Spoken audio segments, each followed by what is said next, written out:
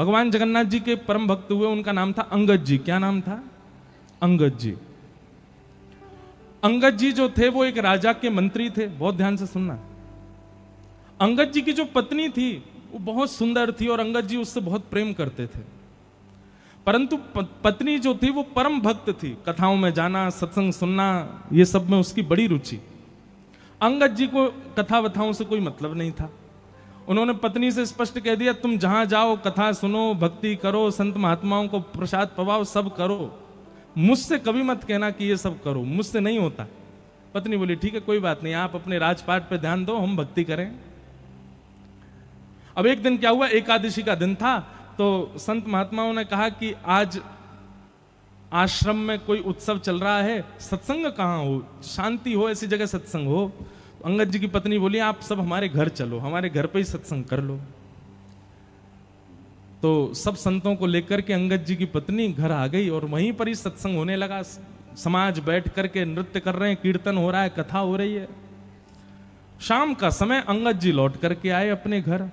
घर आकर के देखा तो महाराज उछल उछल करके जो है महामंत्र पर सब कीर्तन कर रहे हैं और साधु महात्मा भी सब नृत्य कर रहे हैं और वहां तो कीर्तन कथा चल रही है। अंगद जी महाराज तो क्रोधित हो गए और भीतर जाकर के उन्होंने चिल्लाना शुरू किया, बंद करो ये सब नाटक, क्या कर रहे हो यहाँ पर? ये घर है, तुम्हारा आश्रम नहीं है, ये घर है, ये तुम लोगों का मठ मंदिर नहीं है जो यहाँ उछल उछल के कीर्तन करो, निकलो यहां से बाहर। अब वैष्णवों को अपने अपमान से इतना बुरा नहीं लगता, पर कथा कीर्तन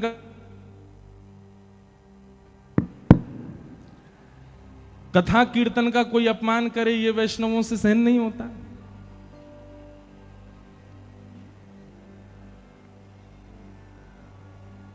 सब लोग चले गए। अंगद जी की पत्नी बिल्कुल नीची नजर किए और महाराज लाल पड़ गया था चेहरा उसका।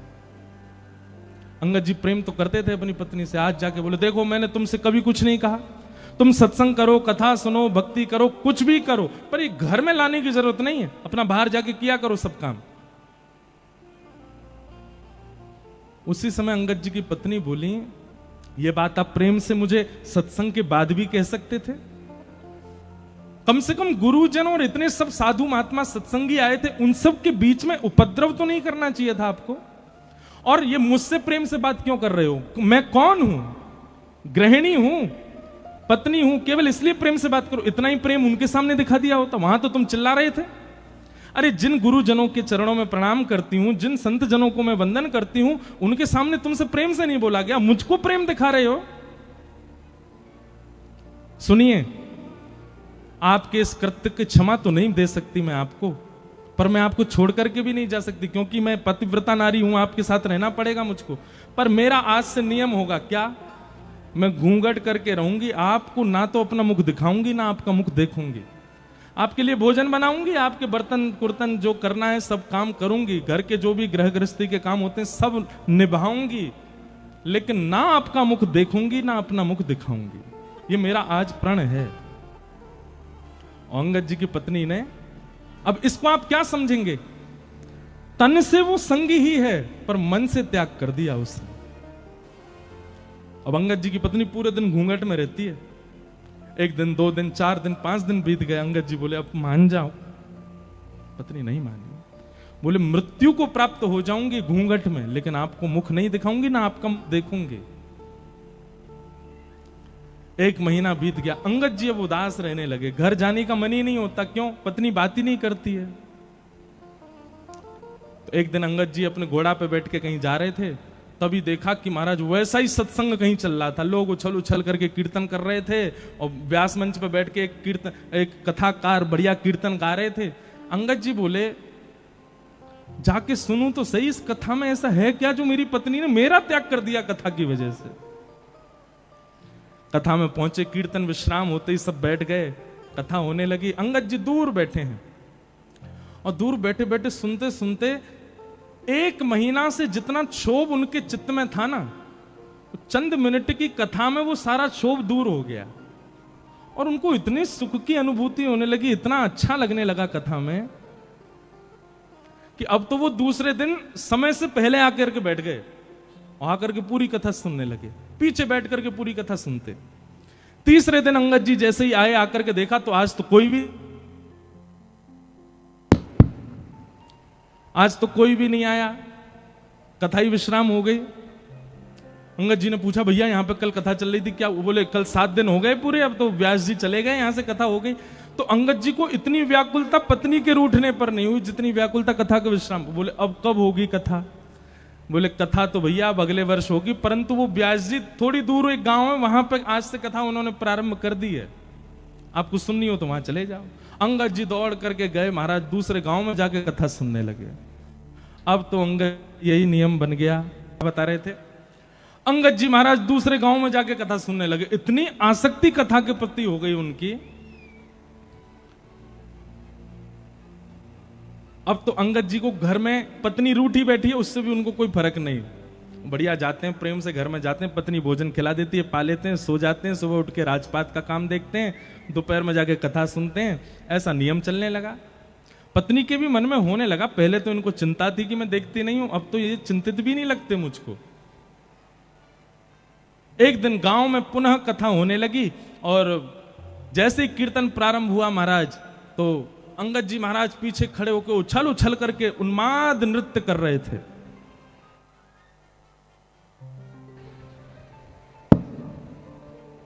एक बात हम आपसे कहें, कीर्तन में कभी भी सोच समझ करके नृत्य मत करना। 4 आदमी उठा रहे हैं तब आप नृत्य करो, इससे बढ़िया मत करो। नृत्य कब करो? जब आप स्वयं को रोक नहीं पाओ, तब ही नृत्य करना।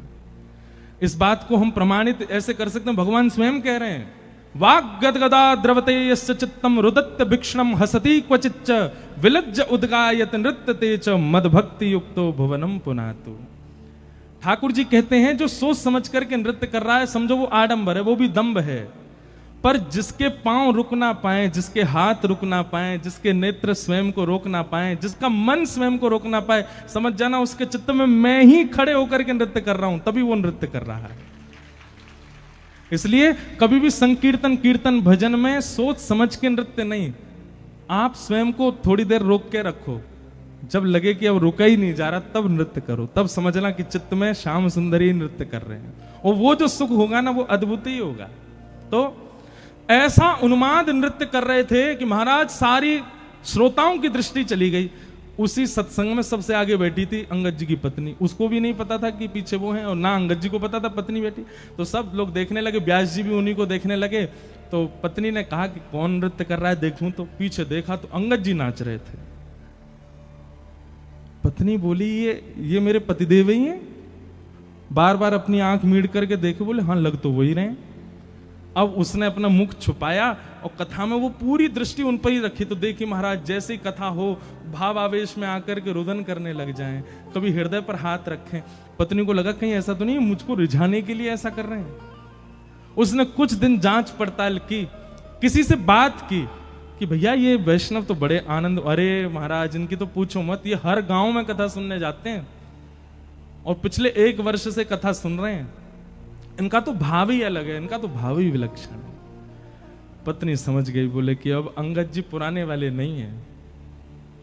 आज घर पर जैसे ही गए तो पत्नी उघारे मुख से खड़ी थी, घूंघट उठा के। अंगद जी जैसे ही घर पहुंचे तो, देवी मैं आ गया हूं, घूंघट कर लो। अंगद जी की पत्नी बोली, अब घूंघट नहीं करना, हरि विमुख अंगद से मैंने घूंघट किया था, अब हरि सन्मुख अंगद है, अब आपसे काय को घूंघट करूं मैं, आप मेरा मुख देख लो। लेकिन अब अंगद जी की स्थिति क्या हो गई सुनो।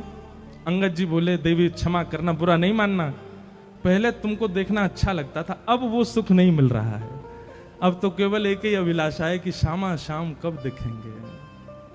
बसो मोरे नैनन में यह जोरी, बसो मोरे नैनन में यह जोरी। नव दुल्हे ब्रजराज सांवरो, नव दुल्हे ब्रजराज सांवरो, दुल्हन राधा गोरी, दुल्हन राधा गोरी।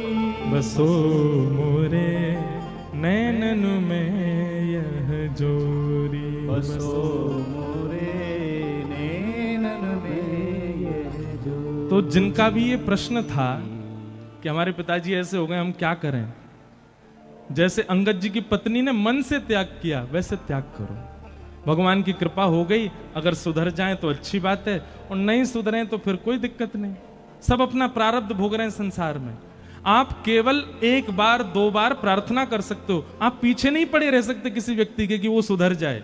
हम आपसे फिर प्रार्थना करते हैं, जो माता पिता बालकों के पीछे पड़े रहते हैं, भक्ति करो, भजन करो, मंदिर जाओ, कथा, काहे को पीछे पड़ रहे हो उसके प्रारब्ध में भक्ति भाव होगा तो वो करेगा, नहीं कर रहा है तो फिर कोई बात नहीं, आप एक आध बार प्रयास करो, उसके बाद वो ना करे तो पीछे मत पड़े रहिए उसके। तो इस प्रकार ये सब प्रश्न आए हैं आज। फिर एक किन्हीं का ये भाव आया है कि वे कथा सुनने जम्मू से यहाँ 7 दिन के लिए जलंधर आए हैं। उनका भाव है कि महाराज जी कभी जम्मू भी कथा करने आओ, वैष्णो देवी मैया से कृपा करो, प्रार्थना करो कि वो हमको बुलावें, तो जल्दी जम्मू भी कथा सुनाने के लिए आएंगे। बोलो भक्तवत्सल भगवान की। तो आइए अब कथा प्रसंग थोड़ा सा श्रवण करें। सब कथा प्रसंग ही है, ये सब भाव भी जो हम बता रहे हैं प्रश्नों के, ये भी सब कथाओं से ही हैं।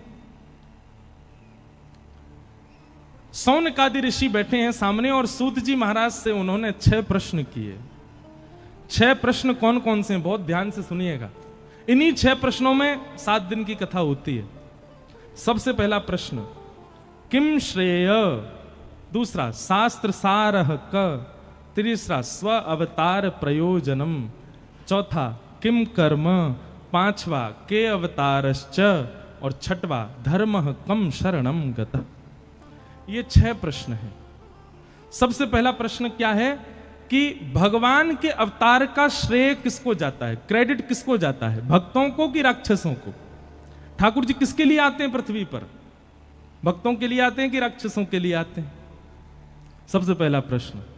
दूसरा शास्त्र सारः क, हमारे इतने सारे शास्त्र हैं हिंदू वैदिक सनातन धर्म में, इन सब का सार क्या है?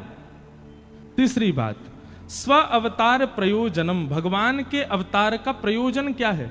भगवान कभी राम बन के आते, कभी कृष्ण बन के आते, कभी परशुराम बन के आते, ये बात तो समझ में आती कि इंसान जैसे बन के आए। कभी कभी भगवान कछुआ बने आए, कभी भगवान मत्स्य बने आए, कभी नरसिंह बने आए, कभी बराह बने आए। ये रूप क्यों? जब भगवान एक ही है और सब समस्त भगवानों में एक समान शक्ति है, तो फिर रूप क्यों बदलते हैं भगवान? एक ही रूप में सारे अवतार क्यों धारण नहीं करते, रूप क्यों बदलते हैं बार बार? स्व अवतार प्रयोजनम।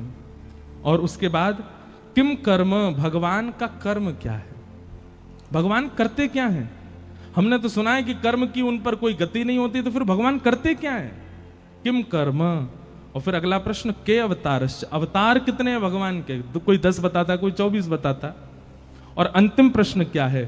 ठाकुर जी के स्वधाम जाने के बाद धर्म कम शरणम गतः, धर्म किसकी शरण में है? जिस धर्म को स्थापित भगवान ने कर दिया, उस भगवान के जाने के बाद धर्म किसकी शरण में गया? ये 6 प्रश्न है। समझ में आए? 6 प्रश्न आए तो कोई के नहीं है, फिर भी सुन लो। पहला प्रश्न, भगवान के अवतार का श्रेय किसको जाता है? किसके लिए आते हैं भगवान? राक्षसों के लिए? राक्षसों के लिए आते हैं कि भक्तों के लिए आते हैं? बताओ हैं? वो तो हमको पता है, जबरदस्ती बहती गंगा में हाथ तो सब धो ही दोगे। प्रमाणित करो कि भक्तों के लिए आते हैं, राक्षसों के लिए। और अगर भक्तों के लिए आते हैं तो फिर क्यों रावण को मारा? भक्तों के लिए आते हैं तो क्यों पहले प्रहलाद पर कृपा ना करके पहले हिरण्यकश्यप को मारा? देखो, ठाकुर जी आते तो भक्तों के लिए ही हैं, पर उस भक्त का इतना स्मरण किया जा चुका होता है राक्षसों के द्वारा, उस भक्त के भले ही कुभाव से ही सही, उस भक्त की इतनी सेवा की जा चुकी होती है राक्षस के द्वारा, नित्य दर्शन। अरे भाई, वैष्णव दर्शन ही तो बहुत बड़ा लाभ है। अब भले ही हिरण्यकश्यप द्वेष बुद्धि से करता था, पर करता तो था प्रहलाद के दर्शन। तो इतने दर्शन कर लिए भक्त के कि महाराज उस दर्शन से इतना फल बढ़ गया, वैष्णव दर्शन से इतना फल बढ़ गया राक्षस का, कि भगवान आते पहले राक्षस का वध करते हैं। राक्षस पर अनुग्रह करते हैं। अब बुलाया किसने? गजेंद्र ने, पर आते ही सुदर्शन चक्र कहां चलाया?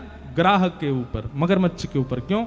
गजेंद्र के पैर को मुख में लेके बैठा था, भक्त के पांव को शरणागति लेकर के बैठा, इसलिए पहले उस पर कृपा की। तो आते तो ठाकुर जी वैष्णव भक्तों के लिए हैं, पर उन वैष्णव भक्तों को प्रताड़ित करने वाले ये राक्षस इतना वैष्णव संग कर चुके हैं कि इन पर कृपा हो जाती है और ठाकुर जी पहले इनका उद्धार कर देते हैं। तो ठाकुर जी किसके लिए आते हैं? वैष्णवों के लिए, भक्तों के लिए आते हैं। फिर दूसरा प्रश्न क्या है? शास्त्र सारह क। बहुत ध्यान से सुनिएगा, ये प्रश्न आप लोगों से कई लोग पूछ सकते हैं, कई विधर्मी पूछ सकते हैं, इसका उत्तर आपके पास होना चाहिए। हमारे हिंदू वैदिक सनातन धर्म में इतने सारे शास्त्र हैं, इनका सार क्या है? एक बात आप ध्यान पूर्वक सुनिए। वेदव्यास जी महाराज ने 4 वेद लिखे, 17 उपपुराण लिखे, 18 उपपुराण लिखे, 18 महापुराण लिखे। परंतु श्री वेदव्यास जी महाराज ने श्रीमद् भागवत जी की कृति में एकादश स्कंद में इस बात को स्पष्ट कर दिया, हमने जितने भी ग्रंथ लिखे हैं, हमने जितने भी शास्त्र लिखे हैं, जितने भी पुराण लिखे हैं, उन सबका सार यदि आपको लेना हो तो श्रीमद् भागवत जी की शरण में जाओ। सारम सारम समद्वितम। अगर आप भागवत जी के भाव सुनते हो तो आपने 4 वेद, 18 उपपुराण, 18 महापुराण सबको सुन लिया। भागवत जी प्रमाणित ग्रंथ हैं।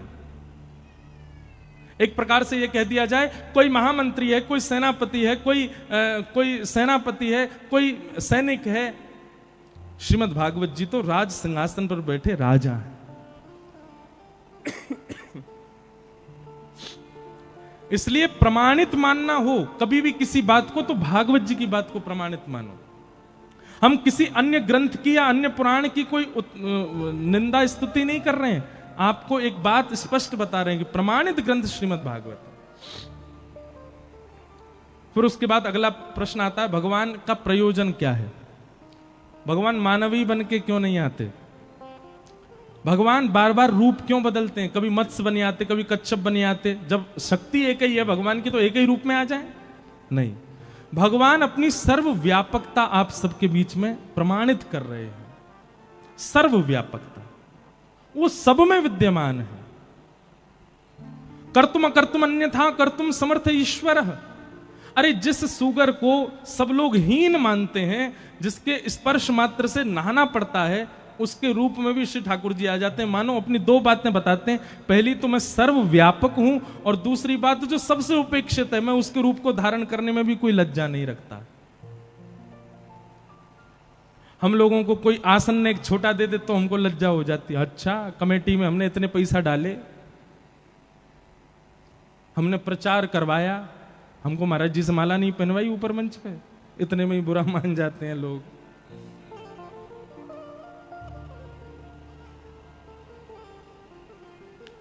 तो ठाकुर जी अपनी सर्वव्यापकता बताते हैं अनेक अनेक रूप में आकर के। किम कर्म, भगवान करते क्या हैं? मैं भगतन को दास भगत मेरे मुकुट मणि। ठाकुर जी करते क्या है पता है? केवल भक्तों के प्रेम भाव को ही ढूंढते रहते हैं कि अब ये क्या करने वाले हैं, अब ये कौन सा भाव मुझे प्रस्तुत करने वाले हैं। संसार के जितने भी चतुर लोगों के भाव हैं, ये सब भगवान को पता होते हैं, पर प्रेम लक्षणा भक्ति में जो भक्त रहता है, उसके प्रेम का अब क्या भाव आने वाला है, ये ठाकुर जी को नहीं पता होता। उसको देखने के लिए ठाकुर जी बैठे रहते हैं। जैसे हमारे अष्टछाप के सखाओं में कौन हुए? कुम्भनदास। अष्टछाप के सखाओं में कौन हुए? श्री गोविंद स्वामी। अष्टछाप के सखाओं में कौन हुए? श्री सूरदास। अष्टछाप के सखा श्री गोविंद दास जी की एक लीला आती है कि गोविंद दास, बहुत ध्यानपूर्वक सुनिएगा नहीं तो आपके मन में प्रश्न उठ सकते हैं। गोविंद दास जी एक दिन शौच के लिए गए। सोचो उनकी भक्ति स्थिति कितनी ऊंची है। गोविंद दास जी एक दिन सुबह सुबह शौच करने के लिए गए जंगल में, और शौच करने के लिए जब गए तो ठाकुर जी के मन में आ गया कि मुझे इसके संग खेलना है। और शौच करते हुए गोविंद दास जी बैठे हैं, शौच निवृत्त हो रहे हैं, और सोई ठाकुर जी वन में पहुंच गए और पीछे थे फलन ने तोड़ तोड़ के गोविंद दास पे मार रहे हैं। अब गोविंद दास देखे कौन आया, और पीछे देखे त्रिमंगल ठाकुर जी खड़े हैं। अब आप विचार कर सकते हो, हम इतने शुद्ध, इतने पवित्र, इतनी मर्यादाओं का पालन करते हैं, तब भी ठाकुर जी के सामने अपने घर की सेवा में जाते हैं। और यहाँ गोविंद दास के साथ में ठाकुर जी ये भी विचार नहीं करते कि वो शौच के लिए जा रहा है। और ये केवल गोविंद दास के साथ हुई घटना नहीं है। इसी कलिकाल में, इन्हीं 50 वर्ष के अंतराल में हमारे गोरखपुर में विराजमान हुए श्री राधा बाबा महाराज। नाम सुना राधा बाबा का? राधा बाबा महाराज की ऐसी अद्भुतता, वे अपने संपूर्ण जीवन काल में कभी वृंदावन नहीं आए, पर उन्होंने वृंदावन के लिए एक ग्रंथ लिखा, एक छोटी सी पुस्तक लिखी, उसका नाम है केली कुंज। और केली कुंज में बाबा ने एक एक बात लिख दी। केसी घाट से बिहारी जी कितने दूर हैं, बिहारी जी से राधा वल्लभ जी की दूरी कितनी है, बीच में कैसे कैसे चौराहे आते हैं, कहां पर भगवान की गौचारण लीला हुई है, कहां पर अक्रूर घाट है, अटल वन कहां पर है, ये सब केली कुंज में महाराज जी ने लिखा है। उनसे किसी ने पूछा, बाबा आप कभी वृंदावन तो गए नहीं, तो वृंदावन को पूरा भाव कहां ते आगो? बोले मैं वृंदावन ना गयो, वृंदावन मुंह में ही रहे, मेरे चित्त में ही रहे। तो किसी ने कहा बाबा आप तन से भी एक बार वृंदावन जाओ, तो वे कहते बोले अगर मैं तन से वृंदावन गयो तो फिर वापस कभी आ नहीं पाऊंगा, या हमारे मैं जाऊं ना हूं। ऐसे राधा बाबा महाराज गोरखपुर में विराजते थे। तो उनकी लीला में एक बात आती है कि वे सुबह सुबह जब शौच के लिए जाते थे, सुबह 4:30-5 बजे, एक माताजी, बूढ़ी माताजी उनके पीछा करती थी। और जब वे शौच के लिए दूर वन में बैठे होते तो वो माताजी एक झाड़ी के पीछे बैठ के बाबा को देखती थी। तो बाबा के किसी शिष्य परिकर ने ये देख लिया, उसने माताजी को पकड़ के कहा, बोले हे मैया सुनो, तुम, हम सब जानते हैं तुम सुबह सुबह जाती हो बाबा के पीछे, है शौच के समय तो कम से कम ये सब नहीं करना चाहिए आपको। संत महापुरुष हैं बेचारे, पूरे दिन दर्शन देते हैं, दुनिया भर के लोग दर्शन करने आते हैं, पूरे दिन दर्शन किया करो, आप सुबह सुबह क्यों जाती हो उनके पीछे? तो माताजी के नेत्र सजल हो गए, वो बोले मैं बाबा के पीछे नहीं जाती। तो बोले बाबा जब सुबह सुबह शौच के लिए जाते हैं ना, तब इनके पीछे नन्हों से सांवरों सलोनों से एक बालक जावे, और वो बाबा के सामने ही बैठो रहे। वो पूरे दिन नहीं रहता, वो सुबह सुबह जब ये शौच के लिए जाते हैं तभी आता है। मैं तो उस बालक को देखने जाती हूँ। और बाबा जब शौच में बैठे होते हैं ना, तो इन दोनों की आपस में चर्चा चलती है, बड़े ठहाके मार मार के दोनों हंसते हैं। मैं तो वो देखने जाती हूं। मतलब आप विचार कर रहे हैं, भक्तों की वो स्थिति जिसको हम परम अपवित्र मानते हैं, उस स्थिति में भी भक्त चले जाते हैं, तो ठाकुर जी वहां भी आ रहे हैं उनके पास में। तो ऐसी स्थितियों में ऐसे भक्तों के भाव देखने के लिए, उनका अनुकरण करने के लिए ठाकुर जी, यही कर्म है ठाकुर जी का। कौन भक्त कब कहां क्या कर रहा है, कौन से भाव से मुझको भज रहा है, किस भाव से मुझे अर्पण कर रहा है, वही भाव प्रिय है ठाकुर जी को। वही भाव देखने के लिए ठाकुर जी आते हैं।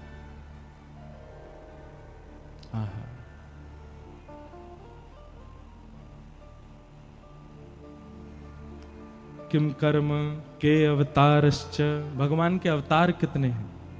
भागवत जी में इसका भी प्रमाण है कि भगवान के अवतार असंख्य हैं, पर कुछ पढ़ने सुनने जानने के लिए दशावतार और 24 अवतार, अंश और कला अवतारों के रूप में ये बताए गए हैं। बाकी भगवान के अवतार अनेक हैं। अभी मैं और आप जलंधर में बैठ के कथा सुनने, ठाकुर जी का इस समय भी कहीं ना कोई अवतार हुआ होगा, ठाकुर जी कहीं ना कहीं कोई लीला कर रहे होंगे। और धर्म कम शरणम गतः, अंतिम प्रश्न, भगवान के जाने के बाद धर्म किसकी शरण में गया?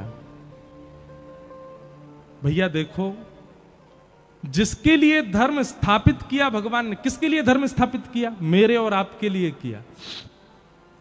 ठाकुर जी के जाने के बाद धर्म कहां गया? जिसके लिए धर्म स्थापित किया उसकी शरण में है, मेरी और आपकी शरण में। धर्म कम शरणम गतः, ये धर्म हमारी शरण में है। हम धर्म का पालन करते हैं तब धर्म हम पर कृपा करता है। तो धर्म ही हम सब धर्म के शरणार्थी हैं, हम सबको धर्म का पालन करना है। इन्हीं 6 प्रश्नों का अब विस्तार से उत्तर दिया जा रहा है, वही भागवत की कथा है। सूत जी महाराज यहां से कहना प्रारंभ करते हैं कि सवई पुंसाम परो धर्मो यतो भक्तिर अदोक्षजे अहैतुक्य प्रतिहता ययात्मा संप्रसेदति। सवै पुंसाम परो धर्मो यतो भक्तिर अदोक्षजे। बहुत ध्यान पूर्वक सुनिएगा। या तो बंधुओं जीवन में भक्ति आवे नहीं, और आवे तो कैसी आवे, बोले अहैतुकी भक्ति आवे। बहुत सावधानी से सुनिए सब लोग, इधर देखो। या तो भक्ति आनी नहीं चाहिए, और आवे तो कैसी आवे, अहैतुकी आवे। अहैतुकी किसे कहते हैं? चाहे कुछ हो जाए उस स्थिति से ना विच्छिन्न होने वाली भक्ति को अहैतुकी भक्ति कहते हैं। आप लोग ये बात तो भूले ही जाइए कि आपके जीवन में यदि भक्ति आएगी तो कोई कष्ट नहीं आएगा, संकट नहीं आएगा, बल्कि मैं तो ये बात कह दूं तो सामान्य स्थिति से ज्यादा आएगा। आप सामान्य जीवन जीते थे तो सामान्य जीवन में जितना कष्ट, जितना संकट आपके जीवन में था ना, उससे 1% ज्यादा आएगा भक्ति मार्ग में आने के बाद। और क्यों आएगा इसका भी प्रमाण है।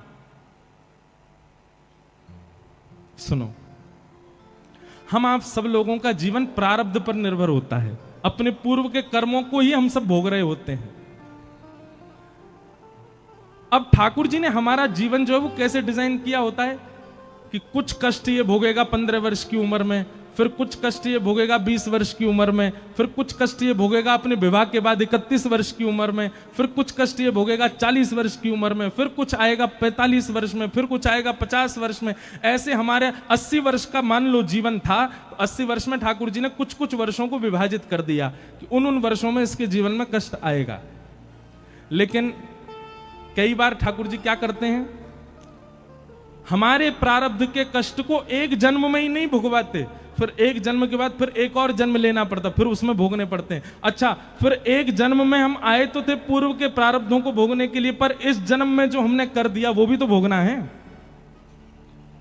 ध्यान से नहीं सुनोगे तो बाउंसर जाएगी सिर के ऊपर से, इसलिए बहुत ध्यान से सुनना। मुझे एग्जाम्पल दे रहा हूं, मुझे जन्म मिला, मान लो मेरे जीवन के अमुक वर्ष भगवान ने दिए। उन अमुक वर्षों में मुझे अपने पुराना लेखा जोखा, जो मैंने कितने जन्मों में मैंने जो कुछ भी किया, वो मुझे इस जन्म में भोगना है। अब इस जन्म में मैं उनको तो भोग रहा था, पर इस जन्म के क्रियाकलाप मेरे अलग ही चल रहे थे। ठाकुर जी बोले पुराना मुड़े ही मार ले, यहां में कैसे चले भैया। बोलो वृंदावन बिहारी लाल। सुनो, इसको यहीं धर जाओ, यहीं रख दो ऊपर ही। ये बंद होगा तो वो उठा लेंगे, तुम चालू रखना, ठीक है? ऐसे मत रखो यार, बहुत अजीब लगेगा। हाँ, यूं रख दो बस। ये चल रहा है। बोलो वृंदावन। आवाज आ रही है? मैं बढ़ा दियो भैया। आज स्वास्थ्य ठीक हुआ तो माइक खराब हो गया। क्या बता रहा था, मैं तो भूल ही गया। अरे बताओ, कोई तो बताओ, कहां था मैं? हाँ, प्रारब्ध। मान लीजिए कि मुझे अमुक वर्ष का जीवन मिला, और उस अमुक वर्ष के जीवन में मुझे पूर्व का भोगना था, पर इस जन्म में मैंने अलग अपनी लिस्ट और बना ली। भगवान बोले पुराना तेरा खत्म नहीं हुआ, तेने नए और बना लिए। हम हिसाब बराबर करने के लिए आए हैं संसार में, पर हमारा इस जन्म का तो हिसाब अलग ही बही खाता खुल गया हमारा। पुराना तो खत्म ही नहीं हुआ, नया और खोल लिया हमने। इसके साथ बुरा कर दिया, उसके साथ अनीति कर दी, इसके संग ये कर दिया, उसके इसका लेखा जोखा तो अलग बन गया। अब उसको भोगने के लिए फिर जन्म लेना पड़ेगा। क्या होता है फिर, व्यक्ति जब भक्ति मार्ग को अपना लेता है तो भक्ति मार्ग में उसको क्या सिखाया जाता है? किसी के साथ गलत मत करो, किसी के साथ ऐसा मत करो, गलत खाओ पियो मत, शुद्ध विचारधारा करो। भक्ति मार्ग में वो क्या करता है, इस जन्म में जो जो कर रहा था उन सबको बंद कर देता है। अब इस जन्म का भई खाता बंद हो गया क्योंकि भक्ति मार्ग में आ गया। और जब भक्ति मार्ग में वो नाम जाप करने लग जाता है, वृंदावन जाने लग जाता है, कथा सुनने लग जाता है, खूब ठाकुर जी का प्रेमी होने लग जाता है, तो ठाकुर जी को भी उससे प्रेम हो जाता है। तब ठाकुर जी कहते हैं अब ये मेरा प्रेमी हो गया, अब क्या करें, इसका बही खाता पुराना और इस जन्म का जितना भी है सब इससे अभी भुगवा लो। फिर ठाकुर जी एक के बाद एक, एक के बाद एक, एक के बाद एक भेजते हैं, बोले इसको भी भोग ले, इसको भी भोग ले, सबसे निवृत्त हो, सबको अभी खत्म कर ले, ताकि तुम्हें दोबारा उसको भोगने के लिए आना ना पड़े। इसलिए कई बार भक्ति मार्ग में सामान्य मार्ग से ज्यादा कष्ट आ जाता है, उसको आप कष्ट रूप में मत लीजिए। और ये बात भी आप ध्यानपूर्वक सुनिएगा कि भक्ति मार्ग में आने के बाद भी यदि आपके प्रारब्ध भोग नहीं रहे हैं, कोई किसी प्रकार का मानसिक, किसी प्रकार का तन का, मन का, धन का कोई कष्ट जीवन में नहीं आ रहा, तो इसका मतलब यह है कि अभी बही खाता ठाकुर जी पूर्ण करवा नहीं रहे हैं। उसको करवाएं तो तुरंत कर लो, भोग लो, उसको खत्म करो। लेकिन जीवन में आने वाली किसी भी प्रकार की स्थिति से व्यक्ति जब भक्ति मार्ग का त्याग कर देता, ओहो भगवान ने मेरे साथ ऐसा किया, भगवान कुछ नहीं होते, सब ये सब इन लोगों ने बना रखा है, ये सब ऐसे हैं, और नास्तिकता को अपना लेता है व्यक्ति, अपने जीवन से छोड़ देता है भक्ति मार्ग को। ऐसे व्यक्ति का पतन हो जाता है। फिर तो भक्ति कैसी होनी चाहिए? अहेतुकी भक्ति होनी चाहिए। जीवन में चाहे जैसी स्थिति आ जाए, आप ठाकुर जी का त्याग मत करो। मैं कथाओं में सुनाया करता हूं कि हमारे अष्ट सखाओं में एक सखा हुए कुम्भनदास। कुम्भनदास जी के एक पुत्र की मृत्यु हो गई, और उस पुत्र की मृत्यु की बात सुनकर के कुम्भनदास जी मूर्छित हो गए। दुनिया के लोग बात बनाने लगे, बोले अपने आप को भगत कहते थे, बताओ इतना भी नहीं सुन पाए कि पुत्र की मृत्यु पर बेहोश हो गए। गुसाई जी को जब ये बात पता चली तो गुसाई जी बोले वो पुत्र की मृत्यु सुन के बेहोश नहीं हुआ है। बोले तो फिर कैसे बेहोश हुए? तो जाके उनसे कहा, बोले कि मुझे पता है तुम बेहोश पुत्र की मृत्यु की भाव से नहीं हुए, तुम इसलिए बेहोश हो गए हो कि भाई अब सूतक लग गए, मंदिर कैसे जाऊंगा मैं। चिंता मत करो, हम मंदिर की एक खिड़की खोल देंगे और वहां से तुमको सूतक में भी दर्शन हो जाया करेगा ठाकुर जी का। ये बात सुनते ही उनकी मूर्छा टूट गई, वो तो उठ के खड़े हो गए और कहने लगे हाँ हाँ सब क्रियाकलाप करो, पुत्र का जो करना है। उनको पुत्र विरह था ही नहीं, उनको विरह इस बात का था कि ठाकुर जी से दूरी हो जाएगी। तो भैया भक्ति मार्ग यदि जीवन में आया है तो याद रहे, परिस्थिति कैसी भी आ जाए, कितनी बुरी से बुरी भी आ जाए, आप भक्ति मार्ग का त्याग मत करना। ये दृढ़ता अपने चित्त में धारण करो, ये विश्वास अपने चित्त में धारण करो और चल पड़ो उस मार्ग पर, स्थिति कैसी भी आए।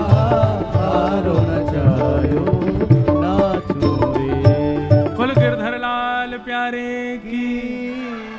भक्ति का स्वरूप कैसा होना चाहिए? आपके हिसाब से नहीं, ठाकुर जी के हिसाब से। घर का प्राणी कहाँ ना माने, मन मन खुशी मनाऊं। एक बार मैं कनाडा में था तो एक पंजाबी माता जी मिली मुझे। माता जी तो नहीं थी होंगी 31-35 साल के बीच के। उन्होंने मुझसे क्या प्रश्न किया, बोले महाराज जी मैंने 16 सोमवार किए। मैंने कहा अच्छा, पति मिल गया, विदेश आ गई। मैंने कहा फिर? वो तो पीता है खाता है, सब उल्टे सीधे काम करता है, ऐसा सोमवार तो नहीं करना था मुझे। 16 सोमवार किए फिर भी ठाकुर जी ने ऐसा पति क्यों दिया? मैंने कहा बहन सुनो एक बात, यदि अनुकूल पति मिला होता ना तो आप कथा में नहीं आती आज। अनुकूल पति नहीं मिला, देखो अनुकूल पति मिलेगा तो दोनों कथा में आओगे, और प्रतिकूल पति मिलेगा तो एक ही कथा में आएगा, दोनों नहीं आएंगे। मैंने कहा आपने 16 सोमवार किए फिर भी प्रतिकूल पति मिला, इसका मतलब क्या है?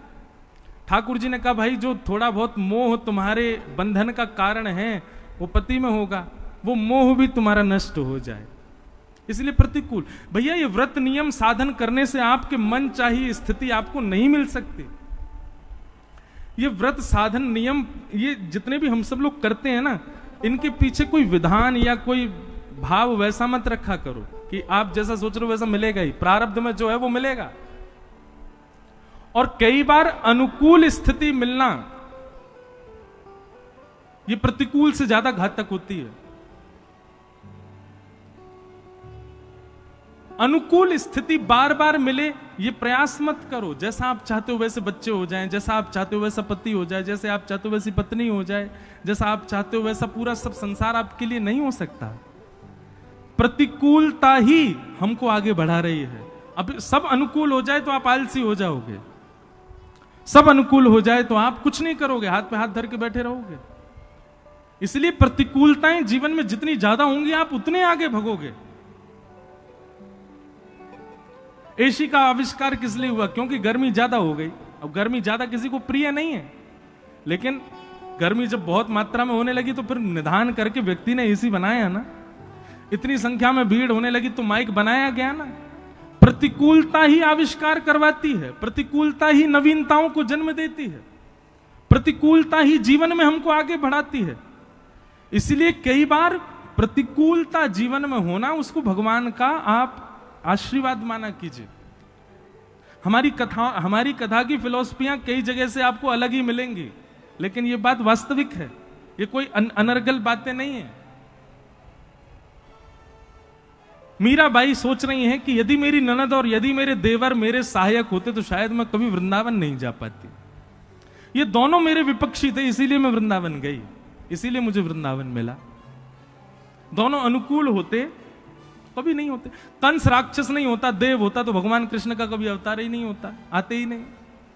कंस के दुष्टत्व से ही पृथ्वी ने प्रार्थना की भगवान कृष्ण आए। तो प्रतिकूलता कई बार नवीनताओं को जन्म देती है, कई बार आपके सुंदर भावों को सुदृढ़ करती है। इसलिए प्रतिकूलता को कभी कभी प्रसाद समझ के स्वीकार किया करो, चाहे वो बच्चों की हो, चाहे पत्नी की हो, पति की हो, परिवार की हो, रिश्तेदारों की, नातेदारों की हो, समाज संसार की हो। प्रतिकूलता अच्छी है। घर का प्राणी कहा न माने, मन मन खुशी मनाऊं। जड़ भरत जी की कथा आती है भागवत जी में। जड़ भरत जी के प्रसंग में आता है कि पहले वो थे राजा भरत। बहुत ध्यान से सुनना, क्योंकि विस्तार से उनकी कथा में सुना ही नहीं पाऊंगा, इसलिए अभी सुना देता हूं। पहले थे वो राजा भरत। जब उन्होंने देखा कि अब मेरा कार्यकाल पूर्ण हो गया तो अपने पुत्र को राज्य गद्दी पर बैठा करके वन में चले गए। वन में गए थे भजन करने के लिए। भजन करते करते गंडकी के नदी के तट पर तभी उन्होंने देखा हिरणों का झुंड जा रहा है। और तभी उन हिरण झुंड में से एक हिरणी जल पीने के लिए पल्ली पार जल पी रही है, और वो भजन करते करते उसको देख रहे हैं। तभी एक शेर ने दहाड़ मारी, उसकी दहाड़ से भयभीत होकर के वो हिरणी नदी में कूद गई। उसके गर्भ में बालक था, भय के कारण वो बालक बीच नदी में ही उसका जन्म हो गया। भरत जी महाराज तुरंत अपनी माला छोड़ करके नदी में कूदे। हिरणी को तो नहीं बचा पाए, बालक को बचा लाए। अब उस बालक का लालन पालन पोषण करने में इतने व्यस्त हो गए कि उसमें आसक्त होते चले गए। इतनी आसक्ति बढ़ गई, इतनी आसक्ति बढ़ गई कि अब भजन कम हो गया, अब उस बालक का लालन पालन में ही लगे रहते हैं। सोचो आसक्ति कितनी खतरनाक होती है।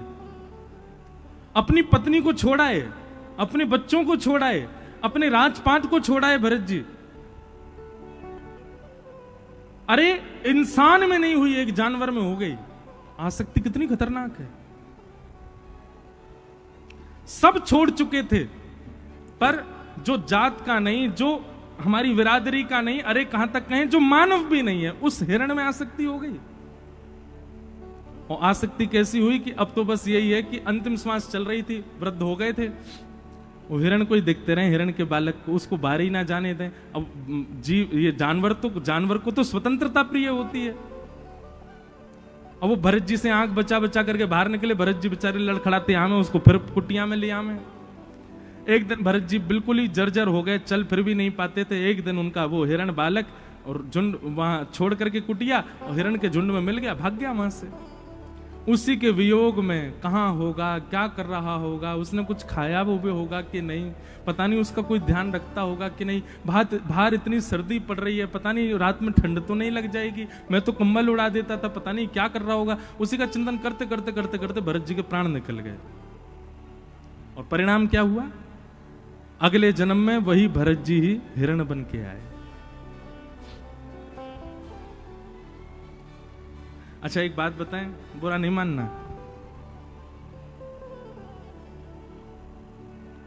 आजकल एक ट्रेंड चला है, विदेश से आया है भारत में। अपने बच्चे इतने अच्छे नहीं लगते माता पिता को, वो घर में पेट पाल रखा वो ज्यादा प्रिय है। एक मैं प्रसंग पढ़ रहा था कहीं पर, मुझे अच्छे से स्मृति में तो नहीं पर याद आ जाए शायद बोलते बोलते, कि एक व्यक्ति मरणासन अवस्था में था, मरने वाला था। तो मरते मरते उसने जीवन भर खूब भजन किया था। तो नारद जी महाराज ने जब उसकी मरणावस्था को देखा तो भगवान से कहा, भगवान इसको वैकुंठ बुला लीजिए। भगवान बोले, मैंने तो द्वार खोल रखे हैं, तुम में सामर्थ हो तो इसको लाके दिखा दो। तो नारद जी गए, उससे जाकर के कहने लगे, हे भाई चल, तेरे लिए वैकुंठ के द्वार खुलवा दिए मैंने, अब तो तेरा शरीर पूरा हो गया, चल मेरे साथ वैकुंठ। तो नहीं नहीं नहीं, मैं नहीं जाऊंगा। क्यों नहीं जाएगा? बोले, मैंने इतना बड़ा घर बनाया, बच्चों को योग्य बनाया, पर ये बच्चे अभी भी थोड़े बुद्धि से कमजोर हैं, इसलिए इनका थोड़ा मुनाफा करवाऊंगा, मैं इनके पास ही रहूंगा। बोले, कैसे रहेगा, तेरे प्राण तो निकलने वाले हैं। तो व्यक्ति बोला, वो भैंस बन रही है ना, बोले हाँ, मैं उसका चिंतन करते हुए मरूंगा, उसका पड्डा बन के आऊंगा। तो उससे क्या होगा? बोले, उससे ये होगा कि भैंस का दूध बनेगा, तो ये बाहर से दूध इतना महंगा खरीद के लाते हैं, कम से कम घर में ही दूध आ जाएगा, थोड़ा तो मुनाफा होगा। नारद जी बोले, वाह भले आदमी, तेरे जैसा नहीं देखा मैंने किसी को। अब पड्डा बन के आ गया भैंस का बालक, भैंस के दूध हो गया खूब, बालक सब दूध निकाल निकाल करके घर में पीने लगे। अब वो पड्डा बड़ा मुस्कुरावे, बहुत अच्छा है, इनका पैसा तो बचा रहा हूं मैंने जन्म लिया भैंस का बालक बन के, मेरे बालक को खर्च तो नहीं करना पड़ रहा। नारद जी को उस पर दया आ गई, बोले, बता अपने परिवार के लिए बता, भैंस का बालक बन के आ गया। जब वो भैंस के बालक से अब अपने अंतिम समय में आने लगा, नारद जी बोले, अब तो तेरा काम पूरा हो गया, तेने दूध के पैसा बचवा दिए बालकों के, अब तो चल दे मेरे साथ। बोले, नहीं नहीं, अभी नहीं जाऊंगा मैं। क्यों? बोले, बालक जो है ये बड़े जो है रात में तान दुपट्टा गहरी नींद में सोते हैं, इनका घर चौपट्टा सा खुला रहता है, मुझे बड़ी चिंता होती है कहीं कोई चोर चकारे घुस गए तो। बोले, अब क्या सोच रहा? बोले, अब मैं कुत्ते का स्मरण करूंगा, अगले जन्म में कुत्ता बन के वफादारी करूंगा, इनके घर के बाहर ही घूमता रहूंगा। नारद जी बोले, वाह भले आदमी, कुत्ता बन गया। अब वो भारी रहता है, कभी उसमें घर के बालक की डंडा वंडा मार देते हैं। तो नारद जी कहते हैं, तेरे को मारते हैं, तेरे को कोई बात नहीं है, तो मेरे बालक ही, मेरे बालकों के बालक हैं, अब मैं 2 पीढ़ी तो संभाल ली, मैं संभाल के जाऊंगा इनको। वफादारी करने लगा महाराज, चोर भी आ जाए तो उस पर भौंकता रात में। नारद जी महाराज बोले भैया बहुत लोग देखे, तेरे जैसा नहीं देखा।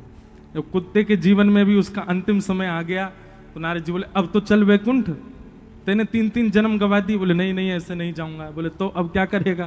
बोले, अब सर्प बन के आऊंगा। क्यों? मेरे बालकों के बालकों ने बड़े शत्रु बना लिए, उनको जा जाके डसूंगा मैं, इनकी रक्षा करूंगा।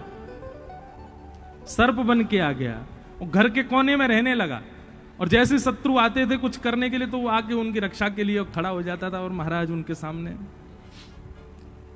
एक दिन उन घर के ही कोई बालक सर्प के पास मतलब वहीं जा रहा था, तभी नारद जी भेष बदल के आए और घर के लोगों को बता दिया, वहां पे कोने में सर्प है, उसको पकड़वा दो। घर के लोग गए और उसी सर्प को पकड़ करके उसके मुंह काट दिया, उसका मृत्यु कर दी मार मूर के। फिर नारद जी उसको पकड़ के वैकुंठ में ले गए। बोले, अब तो तुझे आना ही पड़ेगा। वैकुंठ में जाकर के भी रोने लगा, मुझे बिल्कुल अच्छा नहीं लग रहा है, मेरा परिवार आपने छुड़वा दिया, अरे 3 पीढ़ियां मैंने संभाली थी और संभालता रहता। भगवान कहते हैं, बोले नारद, ये है संसार के लोग, ये इतने आसक्त हो चुके हैं, आसक्ति इतनी गंदी हो चुकी है इन सब के चित्त में कि इनको वैकुंठ की आवश्यकता नहीं है। ये भजन वैकुंठ का करते हैं, सुनते कथा में वैकुंठ है। पर आप सबको एक बात बता दूं, वृद्धावस्था जब हमारी भी आएगी ना, सत्य बता रहे हैं, उस समय पर हमको वैकुंठ का स्मरण नहीं होगा। भागवत जी में कितनी बार प्रमाणित किया गया है कि भाई मृत्यु समीप आने पर भगवत स्मरण और भगवत सेवा का स्मरण, भगवत धाम का स्मरण बहुत कम लोगों को हो पाता है, सबको नहीं होता।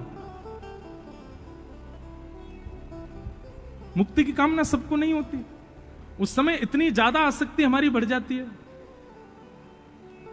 तो भैया आसक्ति तो हमारे चित्त में है, ये बात तो प्रमाणित है। हम आसक्ति का मतलब समझते हैं? एक तो होता है मोह, और मोह की ही चरम स्थिति होती है आसक्ति।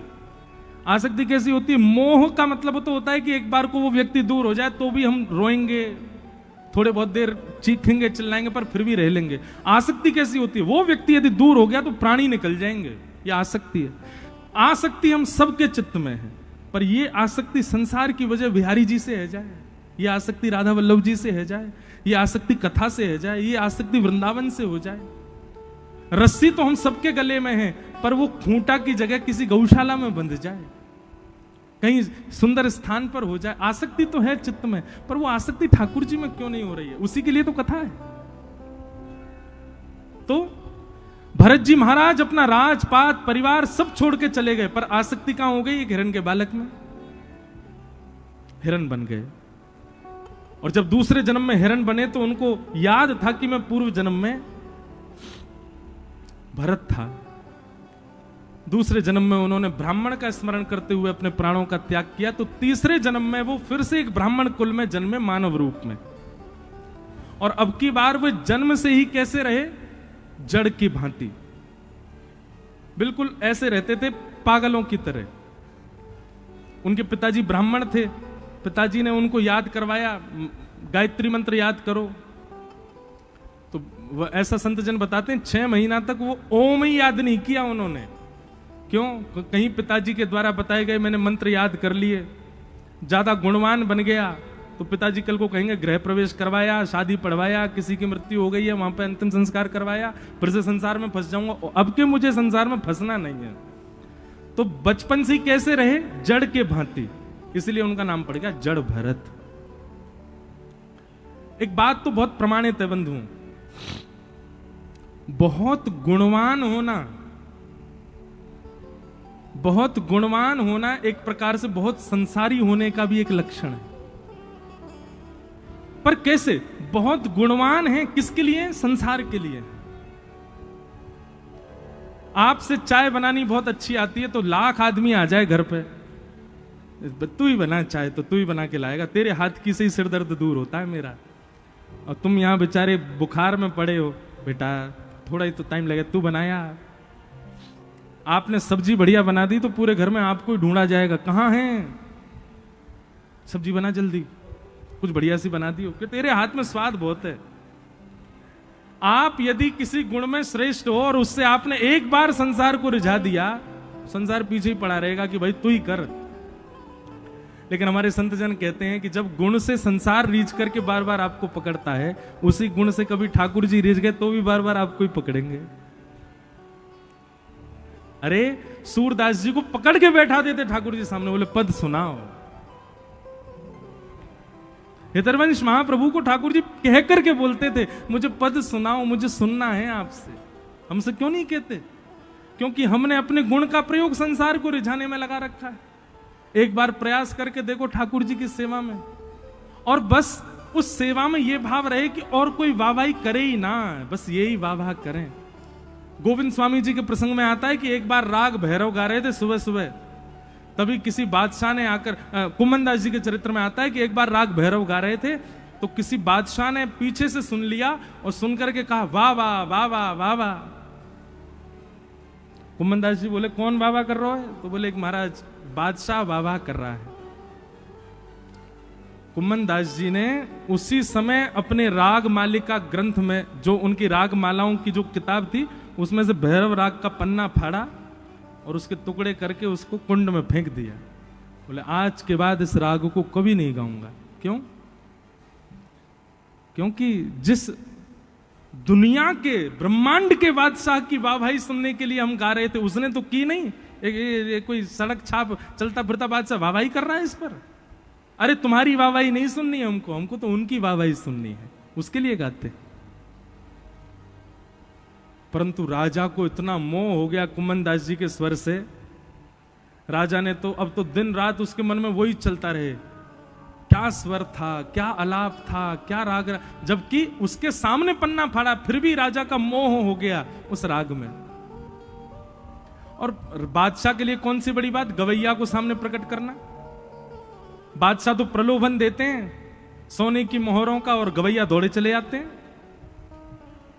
बादशाह ने खूब प्रलोभन दिया लेकिन कुमन दास जी नहीं गए। लेकिन स्थिति हो गई कि आए दिन बादशाह के लोग लेने के लिए आते कुम्मन दास जी बहुत परेशान हो गए। अब यहां परिवार के लोग कुम्मन दास जी से कहने लगे, अरे चले जाओ, कुछ मिल ही जाएगा, घर बार बढ़िया बन जाएगा तुम्हारा।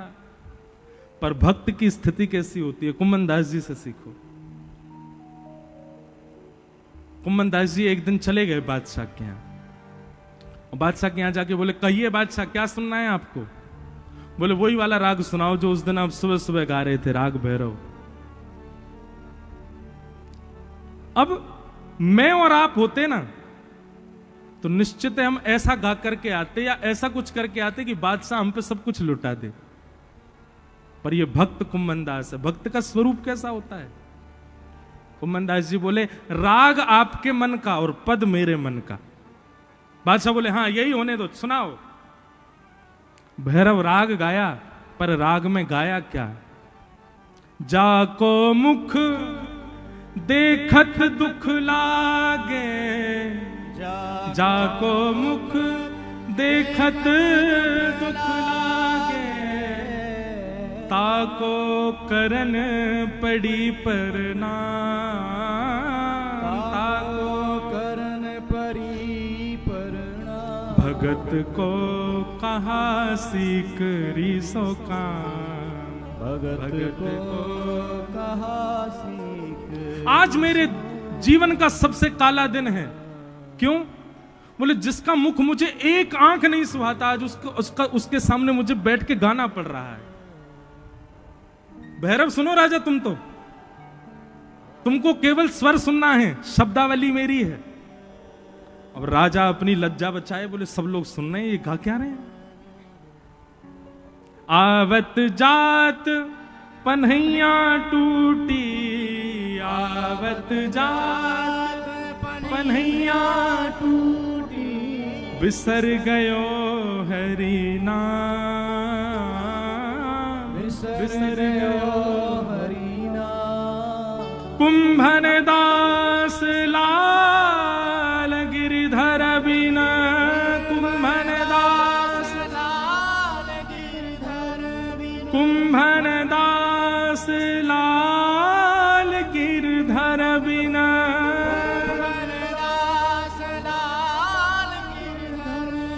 और न दूजो काम, और न दूजो काम। भगत को कहा सीख रीसो काम, भगत को कहा सीख रीसो काम। अरे हम भक्त बने हैं, इसलिए बने हैं कि हमारी सब चीज राधा रमण से है, हमारी सब वस्तु राधा रमण की है। उसको हम किसी और को व्यय कैसे कर सकते हैं?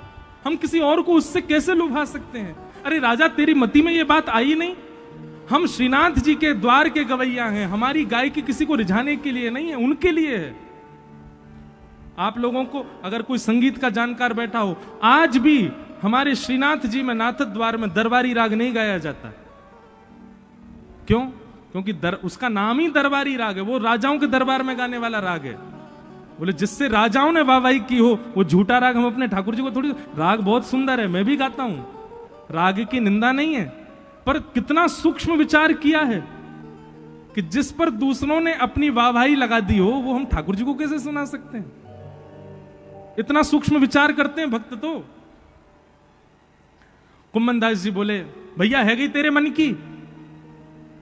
राजा बोला, अब अपनी लज्जा तो बचाऊं।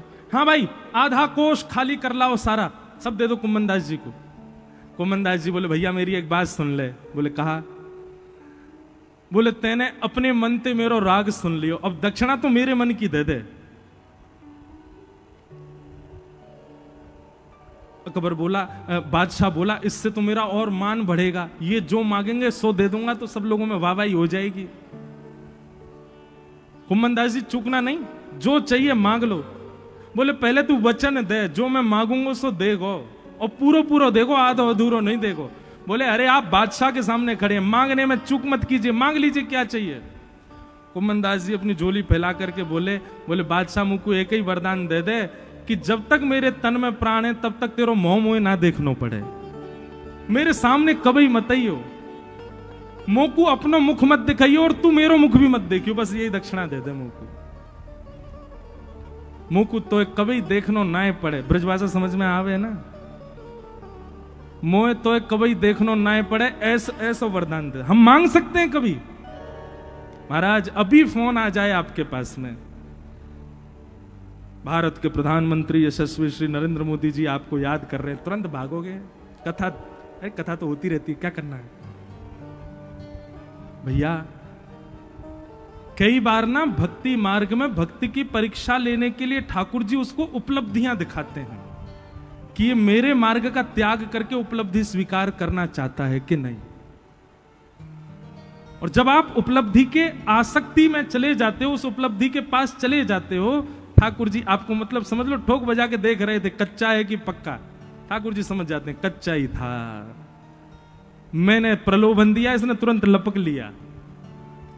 लेकिन भक्ति मार्ग में आने के बाद संसार के प्रलोभनों को भी आप ठुकरा दो, तब निकल के आती हैं भक्तिमती मीराबाई, जो राजकीय वस्त्रों का त्याग करती हैं, राजा के पूरी वेशभूषा का त्याग कर देती हैं, तब निकल करके आते हैं गोस्वामी सूरदास जी। जिन सूरदास जी पर बहाना था, वे चाहते तो ठाकुर जी से कह सकते कि मैं कैसे भक्ति करूं, नेत्र ही नहीं दिया आपने। लेकिन ठाकुर जी के द्वारा दी गई उस कमी को ही उन्होंने साधन बना लिया ठाकुर जी की प्राप्ति का।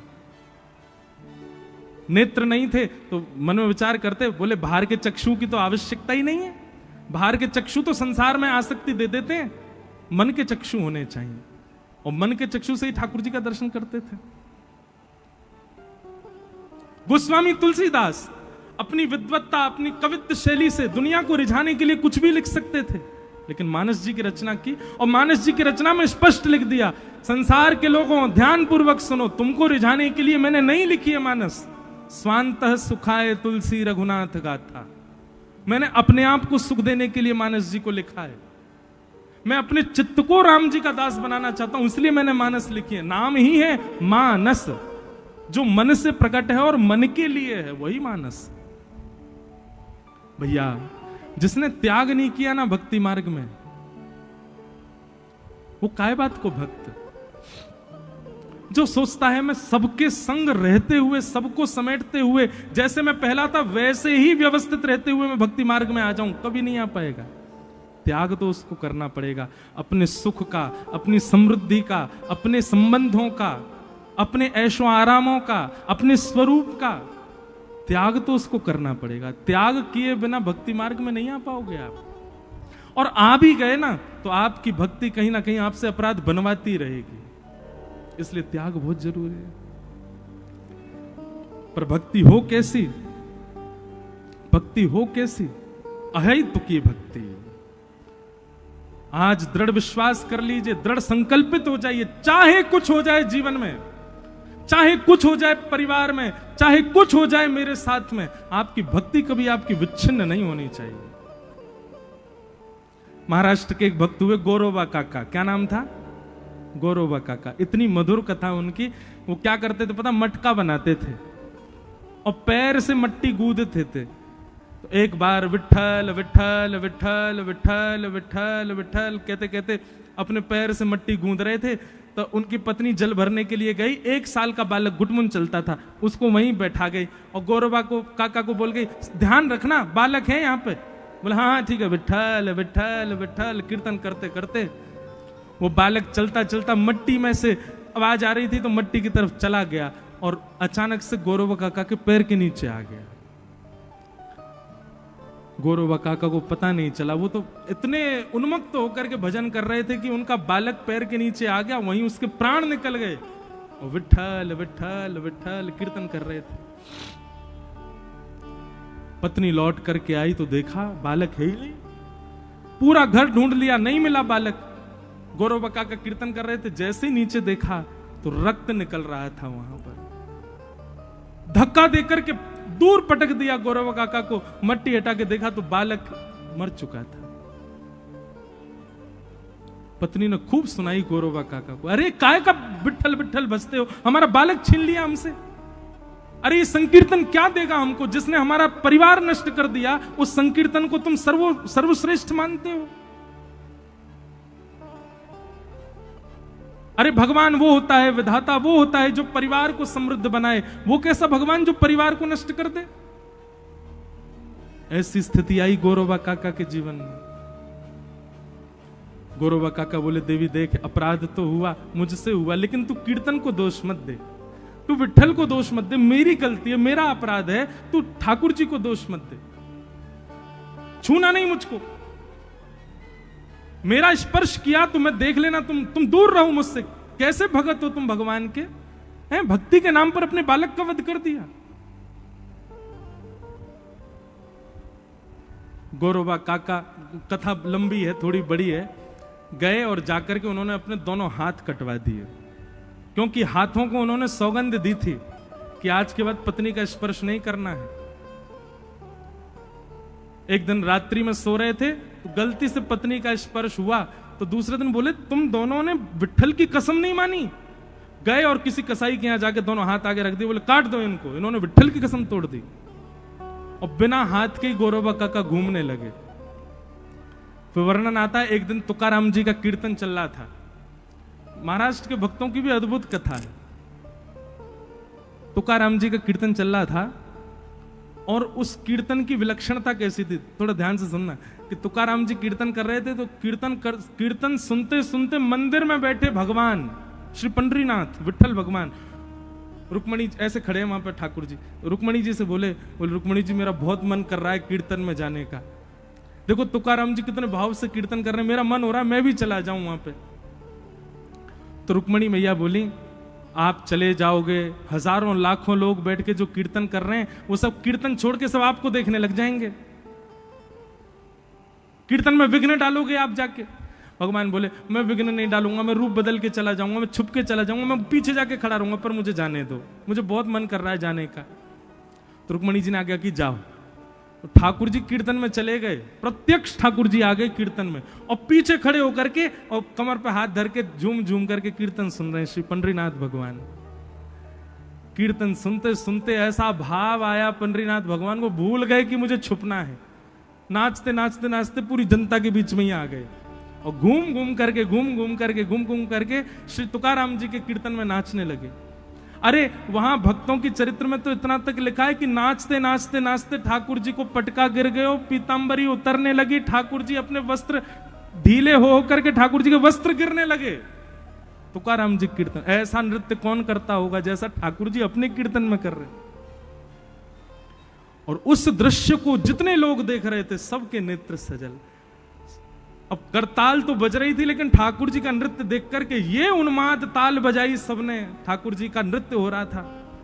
उस समय गौरवा काका, आज तक कभी उनको लज्जा नहीं हुई कि मेरे हाथ नहीं है, पर अपने इतने इतने हाथों को ही हिला हिला करके आज रो रहे थे कि मेरे भी हाथ होते, ठाकुर जी के नृत्य में मैं भी ताल बजाता।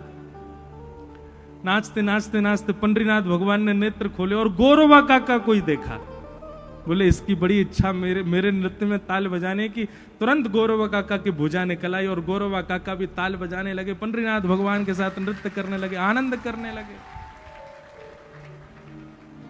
महाराष्ट्र के भक्तों के आप चरित्र सुनोगे ना, आपके नेत्रों से आंसू नहीं रुकेंगे, ऐसे ऐसे भक्त हो। श्री गुरु नानक देव जी का भी श्री नामदेव जी से बहुत प्रेम था। नांदेड़ महाराष्ट्र में तो बहुत बड़ा स्थान भी है हमारे सिख समाज का। मेरी कथा है 2026 दिसंबर में। महाराष्ट्र के भक्त अद्भुत हुए।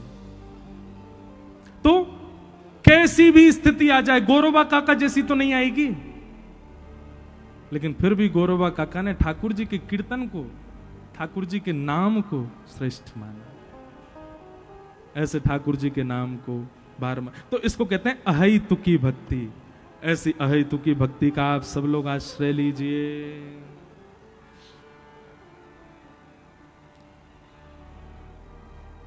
हमारा मन तो हो रहा है कथा हम कहते रहें, पर लोग बाग उठ के जाते हैं तो हमको लगता है बेचारों को घर जाके भोजन बनाना होगा, 9:30 बज गए। ऐसा कोई बात नहीं, तो फिर उठ के क्यों जाते हैं लोग? बोलो वृंदावन बिहारी लाल।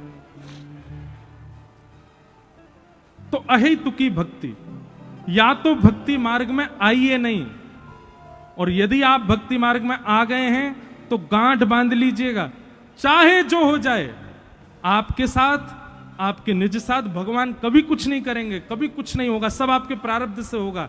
पर यदि ठाकुर जी के मार्ग में आए हो तो निश्चित है कि वो जल्दी जल्दी होगा। तो उसके होने पर विचलित होकर के भक्ति मार्ग का आपको त्याग नहीं करना, नहीं तो अपराध हो जाएगा बहुत बड़ा। इसलिए विचलनता को देख करके कभी भगवत भक्ति मार्ग का त्याग मत करो। कि धर्म स्वनिष्ठितः पुंसां विश्वक्सेन कथा सूय नोत्पादये दधिरतिम श्रम एव हि केवलम। ये बहुत जरूरी जानने योग्य बात है, इसके बाद हम कथा विश्राम करेंगे, बहुत ध्यान से सुनना। यहां पर सूत जी महाराज कहते हैं हमने जितनी धर्म यात्राएं की हैं, हमने जितने वैदिक अनुष्ठान किए, हमने जितने व्रत नियम साधना अपने जीवन में की, इन सबसे ठाकुर जी प्रसन्न हैं, इन सबसे ठाकुर जी रीझे हुए हैं, ये हमें कैसे पता चले? श्री वृंदावन बिहारी लाल हमसे प्रसन्न हैं, राधा रमन लाल जी हमसे रीझे भये हैं, राधा वल्लभ लाल जी हमको प्रेम करें, हमसे प्रेम माने, ये हमको कैसे पता चलेगी? तब यहां पर वर्णन करते हैं कि यदि सत्संग में आपकी रुचि बढ़ रही है, यदि किसी कथा क्रम में आपकी रुचि बढ़ रही है, सुनने की इच्छा अतीत होती जा रही है, तो समझ जाओ ठाकुर जी को प्रेम आपसे बढ़ रहा है। क्योंकि यदि कथा से प्रेम आपका कम है, ये हम अपनी कथा चले इसलिए नहीं बोल रहे, अरे भैया जलंधर में किसी की भी कथा हो, कभी भी याद रखना, किसी की भी कथा हो, चाहे वो बहुत ऊंचे वक्ता हो, चाहे वो बिल्कुल छोटे से वक्ता हो, आपको प्रयास करना चाहिए 7 दिना में, वैसे तो प्रयास करो 7 दिन हाजिरी हो, और बहुत व्यस्त हो तो 1 दिन तो जाना ही है आपको, ये निश्चित कर लीजिए। जलंधर की कोई कथा आपसे छूट जाए, एक कथा यहां हुई और उसमें आप नहीं जा पाए, तो उसका प्रायश्चित कीजिए वृंदावन जाकर के, 4 दिन तक दंड दीजिए स्वयं को, क्षमा मांगिए सब वैष्णवों से, हमारे जलंधर में बताओ कथा करने के लिए महापुरुष आए, हम कथा में ही नहीं जा पाए। ये ज्यादा कट्टरपंथी मत बनिए कि उन्हीं की में जाना है, उनकी सुननी है, उनका भाव नहीं, जो कथा कहने आते हैं सबकी कथाओं में जाइए। ये चैतन्य महाप्रभु का नियम था। महाप्रभु श्री चैतन्य महाप्रभु राह चलते और अपने चार सेवकों को आगे छोड़ देते, वो तुम आगे आगे चलो, बोल क्या गांव पड़ेंगे, शहर पड़ेंगे, वहां ढूंढना जा करके पूछना कोई कथा तो नहीं चल रही, अगर कहीं कथा चल रही हो हमको सूचना देना, हम जाएंगे, चाहे किसी की हो। अरे महाप्रभु श्री कृष्ण चैतन्य साक्षात कथा में जाते थे और पीछे जाके बैठ जाते और भाव विभोर होके दोनों भुजा उठा करके हाँ कृष्ण हाँ कृष्ण हाँ कृष्ण कहते कहते रुदन करते रहते, कभी किसी कथा का त्याग नहीं किया। ये भक्ति में भी प्रतिस्पर्धा जो लोगों में आ रही है, ये भी गलत है, नहीं होना चाहिए ऐसा। अगर भक्ति में, कथा में, गुरुजनों में, संत जनों में, वैष्णवों में ये बात आती है नहीं ये अच्छे हैं, ये अच्छे नहीं है, इनके में जाना है, इनके में नहीं जाना, इनकी सुननी है, इनकी नहीं सुननी है, माला छोड़ दीजिए आप अपनी, मत कीजिए भजन। आप संत जनों में ही दोष दृष्टि रख रहे हो, आप भगवत वैष्णवों में ही दोष दृष्टि रख रहे हो। अब लोग ये कहेंगे कि वो लोग, उनको रखने दो, आप अपने आप को संभालो ना, आप स्वयं को सुदृढ़ करके चलो। इसलिए आज ही नियम बना लीजिए, जलंधर में अपने रेंज के अंदर कहीं भी कथा हो, किसी की भी हो, कैसी भी कथा हो, आपको जाना है। चाहे आप एक प्रणाम करने के लिए जाओ, बहुत व्यस्त हो, घर में विवाह शादी हो रहा है, कुछ भी हो, तब भी जाओ।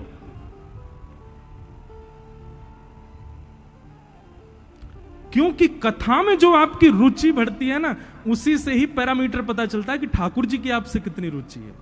और ये बात हम नहीं कह रहे, सूत जी कह रहे हैं। धर्मस्वनिष्ठितः पुंसां विश्वक्सेन कथासु यः नोत्पादये दधिरतिम श्रम एव हि केवलम। यदि कथा में आपकी रति नहीं है तो आपके द्वारा किए गए धर्म अनुष्ठान व्रत नियम केवल और केवल फालतू की मेहनत है, ठाकुर जी आपसे प्रसन्न नहीं है। लेकिन आप व्रत नहीं कर पाते, अनुष्ठान नहीं कर पाते, कथा कहीं भी हो आप तुरंत पहुंच जाते हो, सबसे आगे जाके बैठते हो या सबसे पीछे कहीं भी बैठ जाते हो, कथा जरूर सुनते हो, चाहे कैसी भी कथा हो, आप निश्चित उसमें जाकर के भाव श्रवण करते हो, तो निश्चित है कि ठाकुर जी प्रसन्न है आपसे। ठाकुर जी की प्रसन्नता, इस प्रकार का भाव बताते हुए यहां सूत जी महाराज अपनी वाणी को विराम देते हैं। अब बंधुओं सुनो, कल है नंदोत्सव। क्या है? जोरते बोलो, क्या है? कल आप सब लोग पीरे पीरे वस्त्र पहन के आओ। पीले पीले पटका, और भाई लोग अगर है सके तो पीली धोती पहन के आओ, धोती वोती डार के पीरो पटरा पहन के महाराज पीलो पीलो चंदन छापो वारो गाल तक लगा के ब्रजवासी बन के आई हो। देखो हम श्रृंगार बताएं, पीरो पीरो चंदन लगाई हो, यहाँ ते ले जा करके और यहाँ गाल पे गोल गोल घुमा के, और फिर लाल बिंदी सो ऐसी ऐसी ऐसी बिंदी लगा ली हो, पूरे चकाचक ब्रजवासी बन के सब भाई लोग आओ, और माताएं बहनें सब पीरे पीरे वस्त्र पहन के आवे, और है सके तो सिर पे सबरे बढ़िया पाग पहन के आओ। कल लगना चाहिए कि हाँ ब्रजमंडल में लाल जी को जन्मोत्सव मनावे जा रहे हैं। कल आभूषण और श्रृंगार पूरा ब्रजवासीन जैसो बना के आओ कथा में। कल बड़े भाव से कथा होगी, और भैया ये जितने उठ के जावे वारे इनको पीछे पकड़ के बैठा, ये पीछे से ही आए पीछे से ही चले जाएं। कल तो कथा थोड़ी विलंब तक होगी, और जहां कथा ही 6:30-7 बजे शुरू होती है, तो नंदोत्सव तो 12 बजे ही जाएंगे। बजा दें 12, यहां पे पुलिस तो नहीं आ जाएगी। हमको कई जगह बोलते 10 बजे से ऊपर नहीं जाए महाराज जी कथा, पुलिस आ जाएगी। भाई 12 तो नहीं बजेंगे, पर हाँ 10 तो बजे ही जाएंगे, 10 साढ़े 10 तो, और 10 साढ़े 10 बजे तो 11 भी बज जाएंगे। 11 बजे तो नए देर और करके 11:30 हो जाएंगे, फिर नए कई करके 12 बज जाएंगे। नंद घर आनंद भयो जय कन्हैया। कल खूब आनंद से नंदोत्सव होगा, चश्मा संभाल के सब लोग आइयो अपनो। यहाँ मंच से तो कम लुटाया जाएगा। हमारी जितने भी व्यवस्था प्रमुख जितने बालक हैं, सबसे प्रार्थना कि ऐसी व्यवस्था रखें कि ज्यादा लूट मार नहीं हो, नेक नेक लूटे नहीं, तो बाहरी व्यवस्था हो, सब ले लेके वहीं से प्रस्थान करते रहें। मंच से तो थोड़ा बहुत ही लुटाया जाए। ऐसा आनंद कल ठाकुर जी का यहाँ पर हम लोग मनाएंगे। खूब आनंद के साथ में हम लोग कल ठाकुर जी का नंदोत्सव करेंगे। आइए कथा को विश्राम की ओर ले चलें। आप सब लोग बड़े प्रेम और भाव से वृंदावन को प्रणाम करो।